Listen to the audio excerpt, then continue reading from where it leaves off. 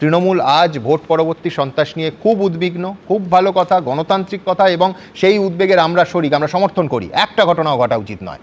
কিন্তু 21-এর এই তৃণমূল নেতানেত্রীরা 29 জন মানুষের মৃত্যুর পর আর 12 জন নারী নির্যাতনের পর নিজেদের দলের কর্মীদের ছাড়া একজন বিরোধীকেও সুরক্ষা দেননি। নিন্দা টিন্দা তো বালাই ছিল না। 2018-র পঞ্চায়েত মনে আছে?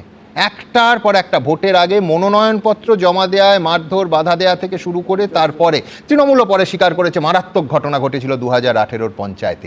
2021 সালে বিধানসভার পর পোস্ট পোল ভায়োলেন্স এমন জায়গায় পৌঁছয় যে কলকাতা হাইকোর্ট জাতীয় মানবাধিকার কমিশনকে দিয়ে তদন্ত করিয়ে সেই রিপোর্টের ভিত্তিতে সিবিআই তদন্তের নির্দেশ দেয়। আমরা ভুলে যাব 11? আমি সেদিনই আর্কাইভে বলছিলাম, আজকাল সবাই বড় বড় কথা বলেন যে শুধু নাকি রবীন্দ্রসঙ্গীত আর নজরুল গীতি সেখানে চলেছিল।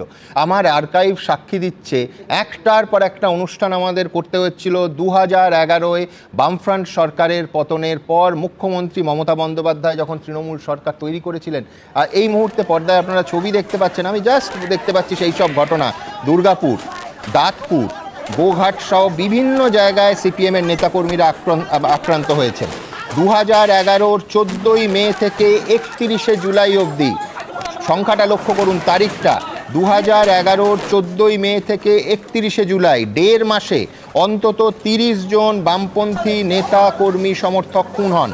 আহত হয়েছিলেন 2084 জন। আবার বলছি, খুন হন অন্তত 30 জন, আহত হয়েছিলেন 2084 জন। অনেক ক্ষেত্রে বিস্ময়কর অভিযোগ যেটা উঠেছিল যে হাসপাতালে নিয়ে যাওয়ার ক্ষেত্রে বাধা দেওয়া হয়েছিল। হাজার হাজার বাম কর্মী সমর্থক ঘরছাড়া হয়েছিলেন। প্রায় 2000 সিপিএম কর্মীর বাড়িতে লুটপাট এবং আগুন দেওয়া হয়েছিল, এবং বিভিন্ন